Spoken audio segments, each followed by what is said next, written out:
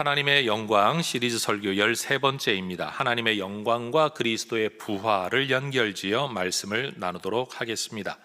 사실 이 주제는 이 시리즈 설교 전체에서 예수님의 지상사역 이후에 설교했어야 순서상 맞는데 부활절 때 해야 할 설교라 일부러 뒤로 미루었습니다. 그리고 오늘 설교는 제 저술 가운데 하나 십자가와 부활의 복음이라는 책의 한 챕터를 제가 다시 언급하게 될 터인데, 특별히 하나님의 영광이라는 개념 안에서 제 진술 또 서술 설명하도록 하겠습니다. 오늘 부활절 예배 함께 하신 혜성의 모든 가족들과 믿음의 형제 자매 여러분 반갑고 환영합니다. 자녀들이 한자리에 모여 함께 어우러지는 모습을 보는 부모의 마음은 굉장히 흡족하고 든든하고 행복합니다. 그런 면에서 하나님께서 우리의 모든 예배, 이렇게 모여 함께 예배하는 우리의 모습을 정말로 기뻐하실 것이라고 믿습니다. 오늘 예수님이 죽음을 이기고 살아나신 것을 기념하는 부활절입니다. 오늘 이 예배를 드리는 중에, 그리고 이 예배를 마치고 교회 문을 열고 나가시는 여러분에게 여러분의 삶을 짓누르고 있는 모든 어둠의 권세들, 고통과 죽음의 권세, 문제의 권세들이 깨어지고 극복되는 은혜가 있기를 먼저 주의 이름으로 축복합니다. 예수님의 부활을 언급하기 이전에 예수님께서 십자가 죽음의 전개 과정을 시간적 순서를 따라 잠시 되짚어 보도록 하겠습니다. 예수님께서는 목요일 저녁 제자들과 유월절 만찬을 나누셨습니다. 우리는 이것을 최후의 만찬이라고 부릅니다. 유월절 식사는 유대 전통상 해가 진 후 약 오후 6시 유월절 제사 이후에 시작되어서 약 2-3시간가량 소요되었을 것으로 추정을 합니다. 그러니 목요일 오후 6시부터 9시 사이에 제자들과 함께하는 다락방에서의 유월절 만찬, 그리고 그 안에 있었던 세족 예식까지 아마 예수님이 행하셨을 겁니다. 이후 예수님은 제자들과 함께 겟세마네 동산으로 이동하십니다. 그리고 그곳에서 기도하셨습니다. 우리는 이것이 목요일 오후 9시부터 12시 사이에 있었을 것으로 또한 추정을 합니다. 그리고 자정부터, 이 자정은 금요일이 시작되는 자정이죠. 새벽 2시 사이 가롯 유다를 앞세워 겟세마네 동산으로 무기를 들고 몰려온 많은 숫자의 체포조에 의해서 예수님께서 붙잡히십니다. 금요일 새벽 있었던 일입니다. 그렇게 붙들려간 깊은 밤부터 금요일 새벽까지 예수님은 대제사장과 빌라도를 오가는 불법 재판을 받으십니다. 금요일 새벽 2시부터 6시, 7시 사이에 있었을 것으로 추정합니다. 깊은 밤부터 새벽까지 진행된 이 불법의 재판 이후에 예수님은 어떠한 변호인도 없이 재심의 기회도 없이 당일 오전 9시경 십자가 처형을 당하십니다. 금요일 오전 9시에 실행된 일입니다. 예수님은 십자가에 달려 금요일 오전 9시부터 오후 3시까지 달려 계셨던 것으로 우리는 추정을 합니다. 그런데 그 6시간의 시간 가운데 후반 3시간, 다시 말해 금요일 정오부터 오후 3시까지 갑자기 온 땅이 어두워집니다. 온 땅이 빛을 잃는, 태양이 빛을 잃어버리는 이 사건은 예수 십자가 앞에서 하나님의 슬픔, 하나님의 진노의 마음을 이 세상 가운데 드러내시는 하나님의 영광의 사건이라고 우리는 말할 수 있습니다. 하나님의 마음과 뜻은 항상 좋은 일에만 드러나는 것이 아닙니다. 하나님의 슬픔과 하나님의 진노가 드러나는 것 역시 하나님의 계시의 한 모습이라고 우리는 인정해야 할 것입니다. 그리고 금요일 오후 3시쯤 예수님께서는 운명하셨습니다. 그렇게 운명하시고 장사 지낸 바 된 예수님은 토요일이 지나고 주일 아침, 일요일 아침 부활하십니다. 요일로 따지면 금요일이 지나고 토요일 안식일을 지나고 그 다음 일요일 아침 시간입니다. 이른 아침이라고 하니 몇 시인지 정확히 알 수는 없습니다만 분명히 새벽을 지난 아침이 오는 그 사이 시간이었을 겁니다. 우리는 예수님의 부활이 3일 만에 부활했다라고 말을 하는데 금요일 돌아가시고 토요일 주일이면 이틀 만에 부활하신 거 아닌가 라고 생각하는 분들도 아마 계실 겁니다. 그런데 관례적으로 보면 요즘 장례로 돌아가신 날을 장례 첫날로 삼고 사흘째 되는 날 여러분 발인하고 하관을 하죠. 사실 돌아가신 날로부터 따지면 만 이틀째입니다. 그런데 장례 자체는 사흘 동안 진행되니까 우리는 이것을 사흘장이라고 보통 부르죠. 이런 관례를 여러분이 이해하시면 아마 예수님을 왜 3일 만에 부활하셨냐라는 말이 좀 이해가 되실 듯 합니다. 예수님의 부활 이후 그리스도 공동체는 한 주의 첫날인 이 일요일 썬데이에 함께 모여 예배하는 것이 전통이 되었습니다. 우리는 예수님이 부활하신 이 날을 주님이 부활하신 날, 주님의 날이라는 의미에서 주일, the Lord's Day라고 부릅니다. 그런데 여러분 어떤 사진을 보니 불교에서 주일에 뭘 한다라는 표현을 쓰는 걸 보고 제가 속으로 얼마나 웃었는지 모릅니다. 왜냐하면 주일이라는 것은 주님의 날을 표현하는 우리 기독교 신앙의 고백적인 표현인데 스님들도 주일이라고 쓰는 걸 보면서 제가 많이 속으로 웃었습니다. 여러분 교회 공동체의 주일 예배는 그 기원 자체가 그리스도의 부활을 기념하는 날입니다. 그러니 매 주일 예배가 예수의 부활을 기념하는 예배다라는 것을 여러분이 기억하실 수 있기를 바랍니다. 요즘도 있는 기독교 이단 가운데 하나는 하나님은 안식일을 지키라고 명령했는데 왜 우리는 일요일, 주일에 예배를 드리느냐라고 이야기하는 분들이 계시죠. 여러분은 우린 유대인으로서 유대 율법을 지키는 사람이 아니고 예수님을 믿고 예수님을 따르는 사람으로서 예수님의 부활을 기념하는 주일을 우리의 공적 예배의 날로 삼고 있다는 것을 여러분이 기억하실 수 있기를 바랍니다. 잠시 바울의 이야기로 넘어가 보도록 하겠습니다. 유대교 지도자였던 바울은 예수를 죽였던 종교 지도자들과 같이 예수의 그리스도이심을 인정하지 않았습니다. 예수 십자가 처형 이후에도 여전히 예수를 따르며 예수 부활을 이야기하는 사람들, 그리스도인들을 그는 박해하는데 심지어 그들을 죽이기까지 했던 철저한 유대교 지도자였습니다. 그러던 그에게 부활하신 예수님이 찾아오십니다. 그리스도인들이 말하는 것처럼 그리스도인들이 믿는 것처럼 예수는 하나님의 아들이고 부활했다는 사실을 예수님이 직접 바울에게 보여주신 겁니다. 예수님께서 다메섹으로 가는 바울에게 부활의 모습으로 자신을 나타내신 것은 예수님께서 자신을 나타낸 예수님의 영광의 사건이라고 말할 수 있습니다. 예수님께서 자기 자신을 드러내어 보여주실 때 바울도 예수님을 믿을 수 있었습니다. 여러분, 하나님의 영광이 없이는 하나님에 대한 믿음이 불가능하다라고 말했던 것처럼 예수님께서 자신을 나타내실 때 바울도 예수님을 믿을 수 있었습니다. 이때 예수님은 바울에게 그가 보고 들은 것의 증인이 되도록 곧 예수 그리스도의 부활의 증인이 되도록 사명을 주셨습니다. 이제 바울은 이 세상에서 예수님께서 드러내어 나타내셨던 그 일들을 증언하는 사람, 곧 하나님의 영광을 위한 사역자, 예수님과 그리스도의 영광을 위한 사역자로 세워지게 되었습니다. 이 부르심 때문에 바울은 이후에 지중해 연안의 많은 도시들을 찾아다니며 예수를 따르는 교회 공동체를 세웠고 오늘날의 기독교 공동체의 초석을 놓게 되었습니다. 바울은 자신이 전하려고 했던 것, 보고 들은 것을 복음이라는 말로 표현했습니다. 따라하십시다. 보고 들은 것, 복음. 예수님은 그를 네가 보고 들은 것의 증인이 되라 라고 말씀하셨는데 바울은 자기가 보고 들은 것을 전하면서 그 보고 들은 것을 복음이라는 한 단어로 표현했다라는 겁니다. 바울과 교회 공동체가 보고 들은 것, 곧 복음을 전하려고 했던 이유는 뭐냐? 복음이, 그리고 그들이 보고 들었던 것이 그것을 믿는 사람에게 구원을 가져다주는 좋은 소식, 곧 생명의 소식이었기 때문입니다. 이 복음은 사도들과 바울로부터 2000년이 지난 오늘 우리에게까지 전해졌습니다. 그리고 오늘 우리는 그들이 전한 그 복음을 믿고 따르며 우리도 직접 보고 들은 것은 아니지만 보고 들은 것을 전해받은 자로서 그것을 또한 전하는 삶을 살아가고 있습니다.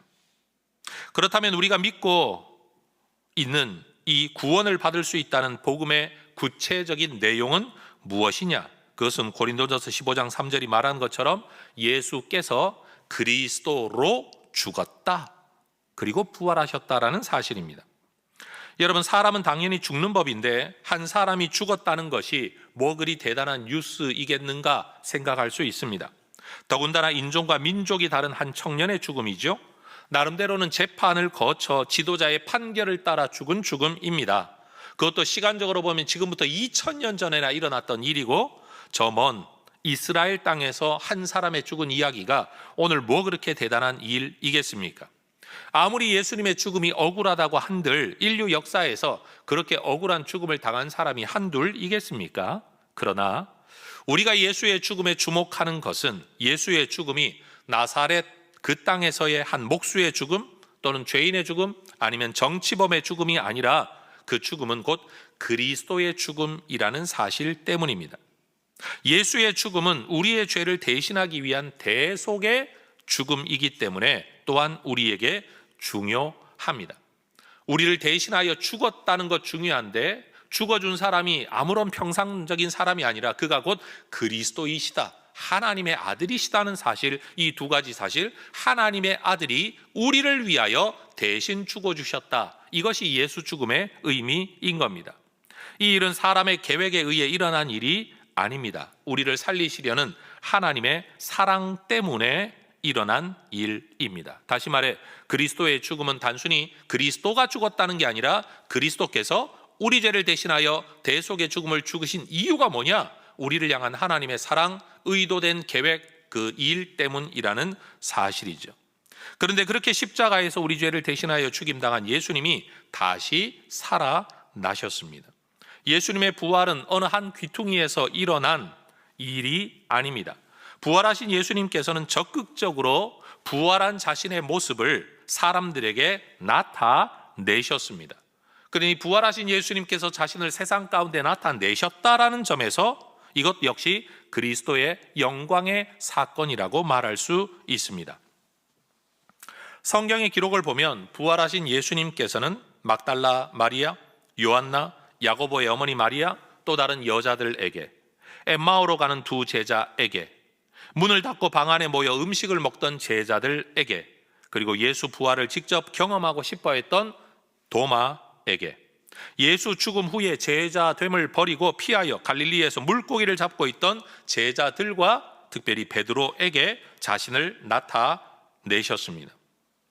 예수님의 부활은 누군가가 지어낸 거짓말이라고 여겼던 바울은 자신이 직접 부활한 예수를 만난 이후에 자기도 부활의 증인이 되었습니다.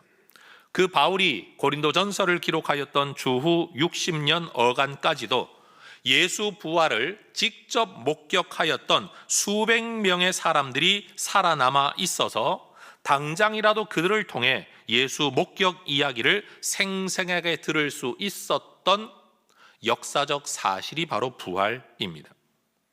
예수님께서 부활하시기 전 이 땅에서의 사역을 하시는 동안 예수님께서는 정말 놀랍게 말씀을 가르치셨고 정말 많은 기적을 행하셨지만, 정작 예수님의 형제들, 아버지를 요셉으로 어머니를 마리아로 두고 있었던 예수님 이후에 출생되어진 이 집안의 예수님의 동생들은 그 누구도 예수님을 믿지 않았습니다. 그런데 예수님의 형제였던 야고보는 예수님의 그 많은 기적의 이야기를 듣고서도, 그 많은 가르침의 이야기를 듣고서도 예수님을 믿지 않았는데, 예수 부활을 목격한 이후 그는 예수님을 믿게 되었습니다. 그리고 사도행전 15장을 보면 초대교회에서 예수님을 증언하고 가르치는 교회의 장로, 지도자 가운데 한 사람이 되었습니다. 예수님의 부활은 이단 사이비 신앙인들처럼 조작된 거짓말을 집단적 세뇌로 만들어낸 교리가 아닙니다. 바울에게는 예수님의 십자가 죽음과 부활을 외치는 것이 전혀 거리낌이 없었습니다. 부끄럽지 않았습니다. 바울은 자신이 보고 들은 이 부활에 대하여 일생 동안 증언하는 사람이 되었습니다. 여러분이라면 거짓말을 전파하기 위해 여러분 죽음의 위기를 넘어서고 감옥의 위기를 넘어서실 수 있겠습니까? 이익이 있다면 거짓말을 할 수 있지만 여러분, 예수 부활을 증언하는 일에는 이익이 따라오는 게 아니라 고난과 고생과 죽음만 따라왔는데도 여러분, 이 일을 위해 평생을 목숨 걸고 살아가실 수 있겠습니까?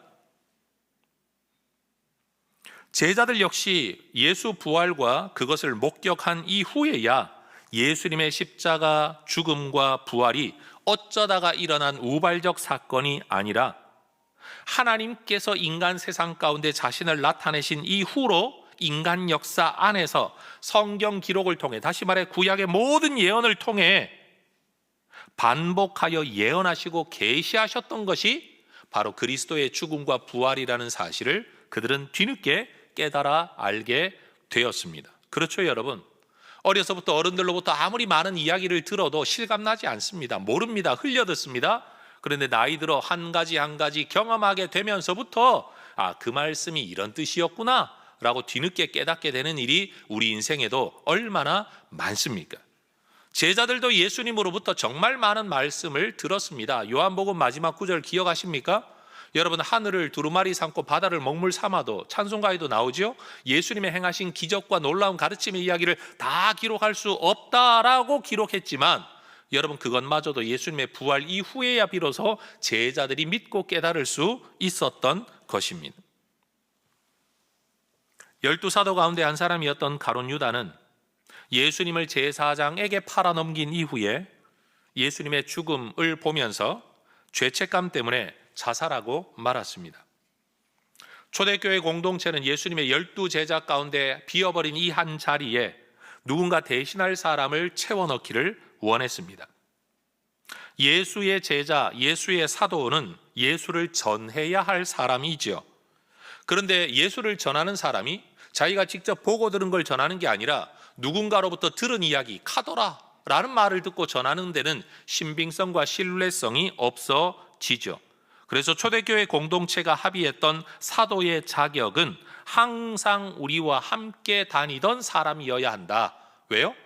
예수님이 이 땅에 계실 때 직접 그분이 어떤 말씀을 하셨고 어떤 일을 하셨는지를 직접 보고 들은 사람만이 이것을 증언할 때 증인으로서의 효력을 가지기 때문인 겁니다.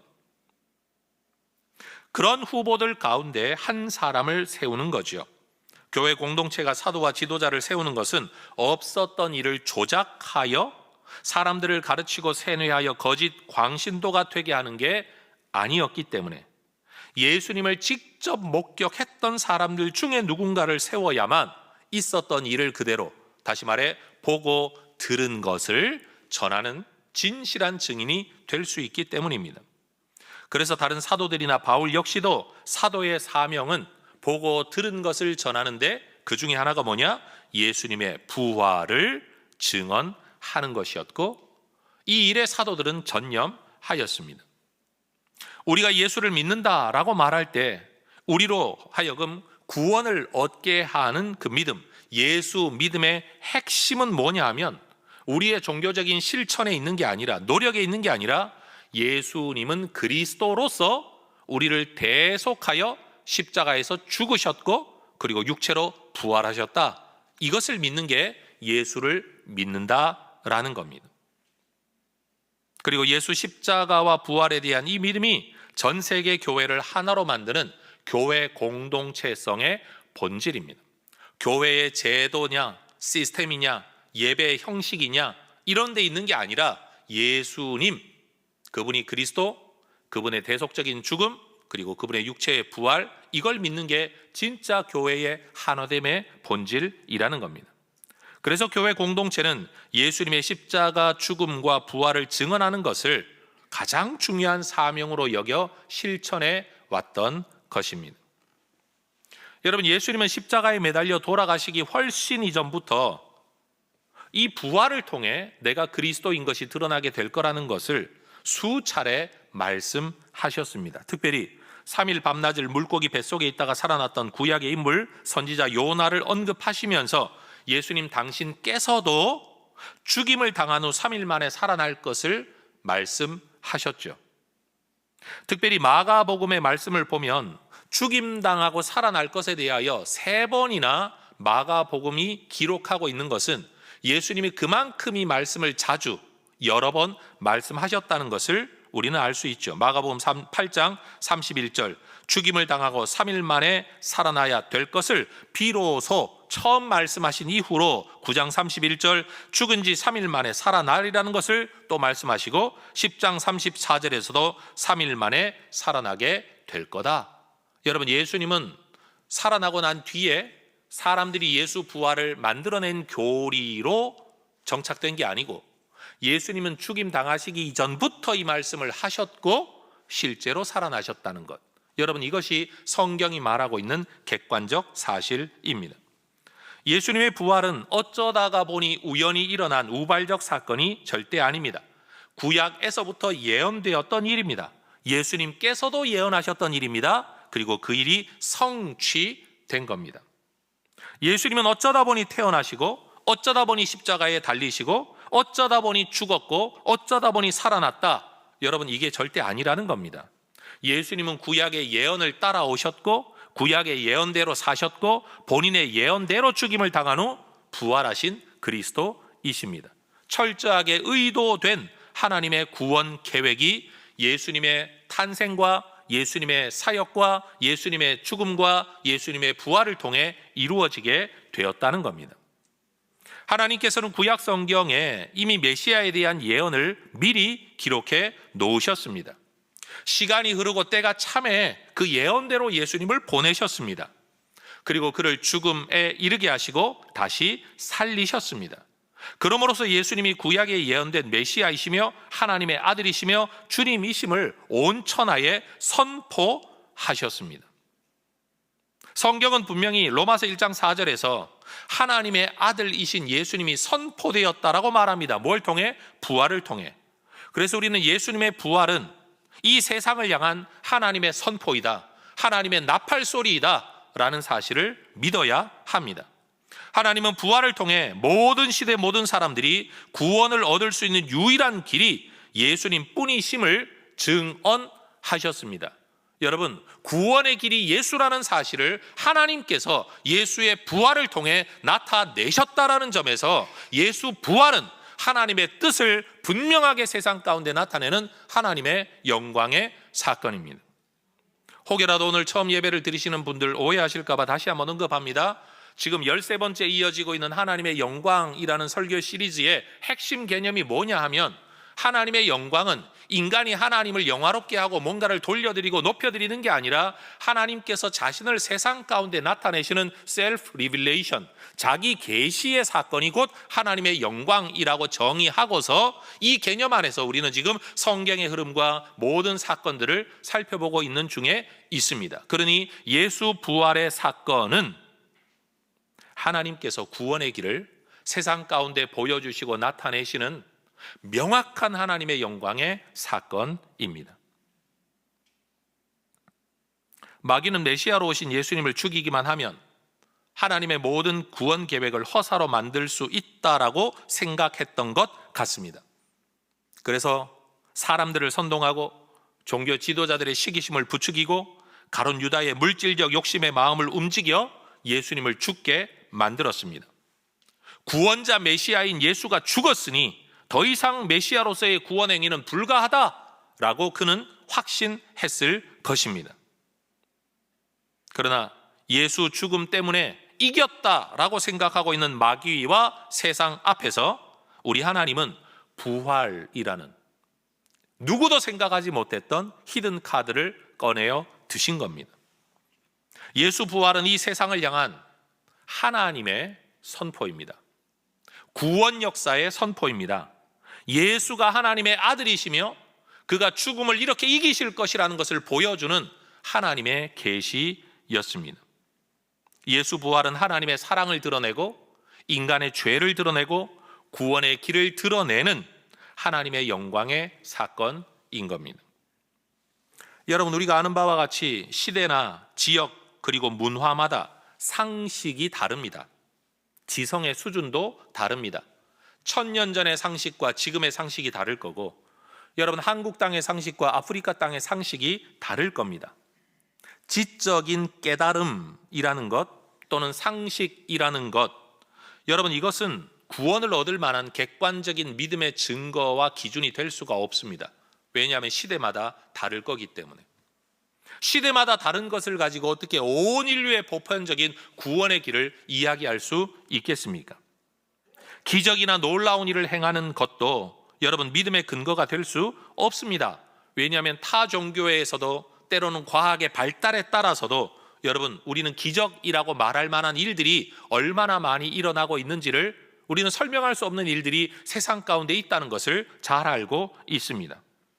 3년 동안이나 예수님의 기적과 능력을 자기 눈으로 목격하고 예수님의 가르침을 자기 귀로 직접 듣고 심지어 예수님의 보내심을 받아 자기 손으로 자기 능력으로 귀신도 쫓아내고 병자도 고쳤던 제자들이라고 할지라도 정작 예수님의 십자가 죽음 앞에서는 모두가 도망치고 말았습니다.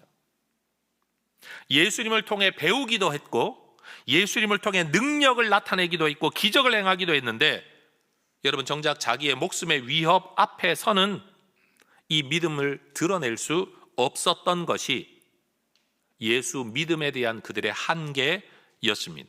심지어 베드로는 마태복음 26장에 기록하는 것처럼 내가 목숨 잃게 될까 봐 예수님을 저주까지 합니다. 부인하는 정도야 그럴 수 있다고 하지만 심지어 더 나아가 저주까지 했다. 여러분 배움과 깨달음과 경험의 한계가 바로 이것입니다. 결단의 한계가 이겁니다. 내가 죽을지라도 주를 부인하지 않겠습니다라고 그는 결단했죠. 사람들 앞에 약속하고 공언했죠. 인간의 결단과 약속의 한계가 바로 이것입니다. 그러나 그랬던 제자들도, 그 불확실했던 그 믿음의 사람들도, 그 죽음을 두려워했던 그들도, 예수 사랑보다 자기 사랑이 더 컸던 이 사람들도 예수 부활을 경험하고 나자 달라졌습니다. 여러분 제자 훈련이 사람을 바꿔놓느냐? 저는 그렇지 않다라고 생각합니다. 예수 부활에 대한 경험이 사람을 바꿔놓습니다. 성령의 역사가 사람을 바꿔놓습니다. 지성과 배움이 사람을 바꿔놓는다고 한다면 대한민국 지금 이 수준으로 살면 안 됩니다, 여러분. 박사가 없어서 이렇습니까? 똑똑한 사람이 없어서 그렇습니까? 배운 사람이 없어서 그런 겁니까? 여러분, 배움과 인간의 결단이라는 건 여러분 한계가 있습니다. 그렇게 무기력하고 비겁했던 제자들도 예수 부활을 목격하고 나자, 성령의 충만을 받고 나자 예수님의 십자가에 달리시기 이전에 하셨던 모든 말씀을 부활이라는 사건의 렌즈를 통해 들여다보니 비로소 이해되고 믿어지게 되었습니다. 심지어 이 사실을 전하는 일에 목숨을 내어놓게 되었습니다. 제자들이 이미 알고 있었지만 믿지 못했던, 믿고는 있었지만 죽음 앞에는 포기했었던 일들조차도 가능하게 했던 것이 부활 사건에 대한 경험입니다. 심오한 가르침이나 지성이나 아니면 병을 고치고 고침받는 일이나 아니면 귀신을 내어 쫓거나 남을 살리거나 기적을 행하는 능력, 여러분 그것이 우리의 신앙을 온전하게 만들어 줄 거라고 생각하는 건요, 역사상 이미 실패했던 것에 대한 미련입니다. 그건 우리를 온전하게 만들어주지 못합니다. 예수님이 죽음에서 부활한 이 사건 이야말로 예수님이 누구인지를 알게 하고 예수를 바로 믿게 하고 그 믿음에 우리의 인생을 걸게 만드는 영향력이 있습니다. 부활이라는 하나님의 영광의 사건을 통해 제자들은 제자다운 사람들이 될 수 있었습니다. 하나님은 부활이라는 이 사건을 통해 제자들에게 예수님이 자신을 가리켜 하나님의 아들이라고 하셨던 말씀이 믿어지게 했습니다. 다시 표현하겠습니다. 예수님께서 내가 하나님의 아들이라고 했던 말을 제자들은 듣기는 들었습니다. 뭐 그렇다고 하니 그런가 보다라는 정도의 믿음은 가지고 있었습니다. 그런데 부활을 통해서 비로소 진짜 제대로 믿게 되었다라는 겁니다. 내가 바로 구원의 길이다, 나로 말미암지 않고는 아버지께로 올 자가 없다라고 말할 때, 야, 저 정도 능력을 가진 사람이면 그럴 수 있어 정도로 믿었겠죠? 그러나 죽음에서 부활한 예수님을 통해 그게 진짜로 믿어지게 된 겁니다. 여러분 들어서 믿을 수는 있습니다. 그러나 여러분 예수님의 부활을 통해 이 불완전했던 믿음이 더 온전한 믿음이 되었다는 것이 성경의 기록입니다. 우리는 예수님이 그저 2000년 전에 나사렛 촌동네에서 살았던 목수라는 것, 유대계 성경 교사라는 것, 기적을 행할 수 있는 능력자라는 것 정도를 알고 있습니다. 그러나 예수님의 부활을 통해 우리는 그분이 죽음의 권세를 이기시는 분, 하나님의 아들 메시아, 우리를 부활케 하실 분이라는 사실을 비로소 알게 됩니다. 그래서 우리는 예수님을 주님이라고 부르는 겁니다. 우리는 예수님의 부활이라는 하나님의 영광의 사건을 통해서만 비로소 예수님을 바로 알고 바로 믿을 수 있습니다. 다시 한번 말하건대 예수 부활 사건은 예수님이 누구인가를 이 세상 가운데 분명히 드러내 보여주고 선포하시는 하나님의 영광의 사건입니다. 여러분, 예수 부활 사건은 자연스러운 인간 세계의 일이 아닙니다. 생명 없는 곳에 생명을 부여한 사건은요, 창조주만이 할 수 있는 겁니다. 인간이 할 수 있는 일이 아닙니다. 죽었던 예수에게 생명을 불어넣을 수 있는 능력을 가진 하나님만이 진짜 창조주 하나님인 겁니다. 여러분, 세상에는 신이라고 일컬어지는 많은 존재가 있다라고 사람들은 말을 합니다. 신이라고 칩시다. 그러나 그 많은 신들 가운데 여러분, 누가 세상을 만들었느냐? 뭘로 검증할 겁니까? 누가 보았습니까? 아무도 알지 못합니다. 그러나 예수를 죽음에서 부활시킨 그 하나님이야말로 사람들에게 생명을 줄 수 있는 하나님이라는 사실이 드러나게 된 것이죠. 예수 부활을 통해 우리 눈으로 보지 못한 하나님의 창조를 우리는 믿을 수 있게 되는 겁니다.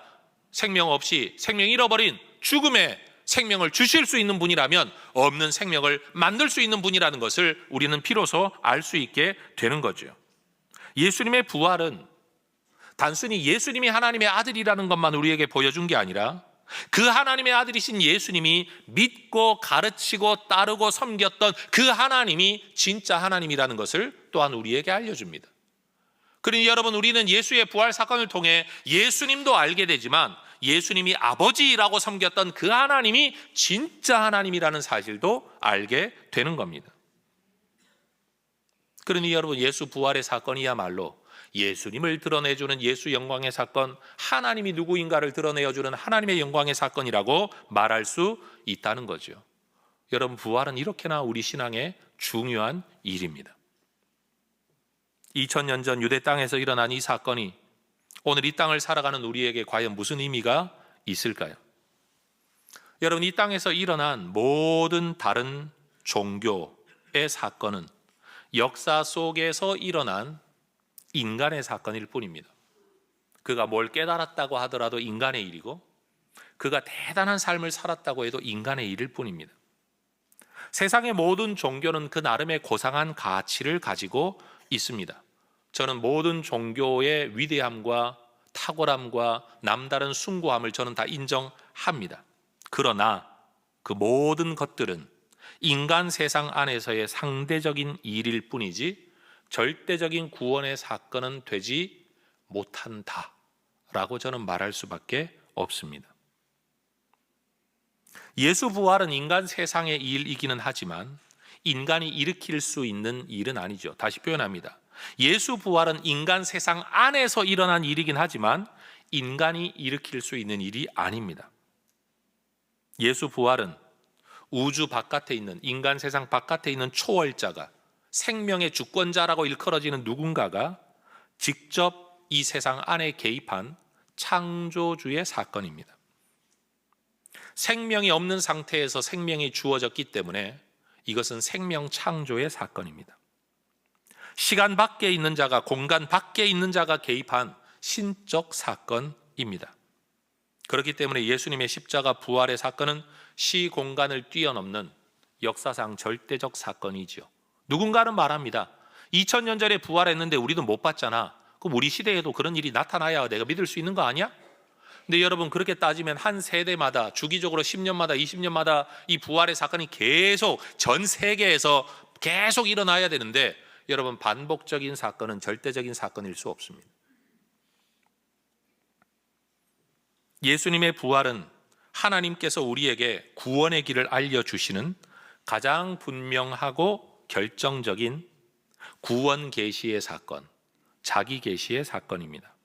그래서 예수님의 말씀은 재조명 받아야 되죠. 부활 안에서 내가 곧 길이요 진리요 생명이니 나로 말미암지 않고는 아버지께로 올 자가 없느니라. 여러분, 세상에는 성인이라고 일컬어질 만한 참 많은 분들이 있습니다. 저는 그들을 존중하고 인정합니다. 그러나 우리는 왜 그 많은 성인들 중에 예수님만 구원자라고 합니까? 세상에 아무리 많은 성인이 있고 아무리 많은 종교가 있어도 해결하지 못하는 두 가지가 있습니다. 첫 번째는 인간의 죄 문제입니다. 두 번째는 인간의 죽음의 문제입니다. 예수님만이 우리의 죄를 해결하시고 예수님만이 우리의 죽음을 해결하시는 분이기 때문에 예수님만이 구원자이십니다. 예수를 믿을 수 있냐 없냐, 기독교인이 되어야 되냐 말아야 되냐 많은 분들이 고민합니다. 현실적인 고민들이 있죠. 감정적으로 감동이 없고 지성적으로 동의가 안 되기도 하고 체험도 없고 교회 문제점을 보나 예수쟁이들의 문제점을 보나 내가 이 신앙을 가져야 되나 말아야 되나 고민하는 분들이 많습니다. 내 집안 내력이 불교인데 아니면 타종교인데 이제 와서 내가 하면 배신하는 거 아닌가라는 생각을 가질 수도 있습니다. 그런데 그런 모든 고민하는 우리에게 우리 하나님께서는 부활이라는 사건을 내미시면서 네가 가지고 있는 그 모든 문제하고 이 부활이라는 사건을 가지고 비교해서 고민 한번 해보라고 말씀하십니다. 우리가 가지고 있는 그 모든 문화적 익숙함과 내 전제, 그것을 넘어서는 이 부활의 사건. 저는 분명히 말합니다. 사도행전 4장 12절이 말하는 것처럼 예수 그리스도의 십자가와 부활의 사건 밖에서는 구원이 일어날 수 없습니다. 죄 문제를 해결하지 않았는데 구원받을 수 없죠. 여러분, 죄에 대한 정당한 대가를 치렀는데 그럼 영원한 죽음뿐입니다.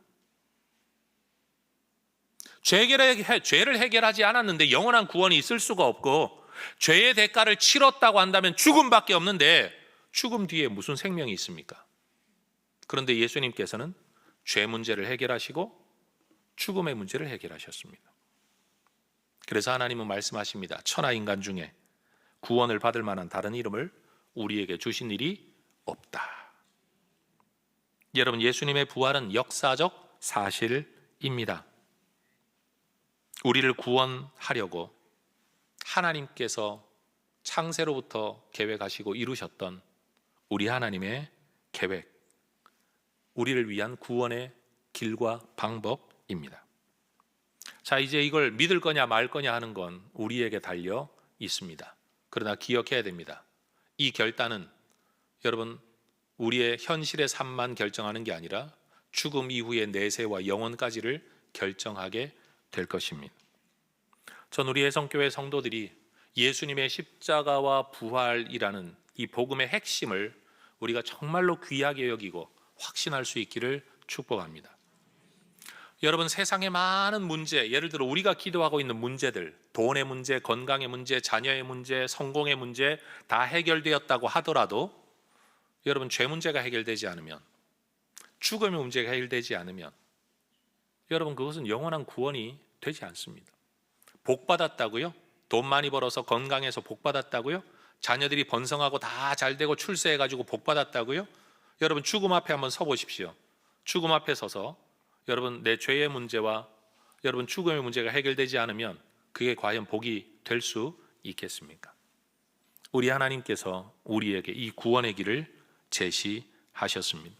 우리 모두가 여러분 십자가와 부활의 증인이 될 수 있기를 축복합니다. 지난주 말씀드렸지만 또 이야기합니다.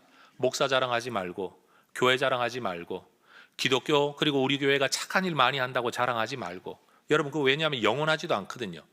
우리는 기껏해야 지역사회를 위해 몇 천만 원, 몇 억 쓰고 있는데 여러분 기업은 수백억, 수백조를 씁니다. 착한 일로 따지면, 여러분 액수로 따지면 우리보다 더 많이 하는 사람 얼마든지 많습니다. 선한 일을 행하는 타 종교인들이 얼마나 많은데요. 여러분, 저기 미국 땅에 가보면 몰몬교라고 우리는 이단으로 삼고 있는 교인들이 있는데 여러분 그들의 삶을 들여다보면 우리 예수쟁이들보다 얼마나 더 철저하고 윤리적인지 정말 부끄러울 정도로 살아가는 사람들이 정말 많다는 거 압니다. 여러분, 삶을 보고 이야기하자면 우리보다 도 닦는 사람들이 더 정결하게 살아가는 것 같습니다. 그러나 우리는 압니다. 예수 십자가 죽음과 부활을 믿지 않는 이상 그 모든 고상함과 위대함과 탁월함과 심지어 성스럽다는 삶이라고 말할지라도 영원한 죽음에 이를 수밖에 없다는 사실을 우리는 성경을 통해 믿게 된 겁니다. 여러분, 부활의 사람들 되시기를 축복합니다. 예수 십자가도 하나님의 영광의 사건이지만 예수 부활도 하나님의 영광의 사건이라는 이 분명한 사실, 특별히 이 부활을 통해 우리에게 구원의 길, 생명의 길, 영원한 삶의 길, 언젠가 우리도 부활하게 될 것을 하나님의 그 비밀한 계획을 우리에게 나타내 보여주신, 너무나도 분명하게 보여주신 이 하나님의 영광의 사건 앞에서 우리 모두가 믿음으로 반응할 수 있기를 주의 이름으로 축원합니다. 기도하겠습니다.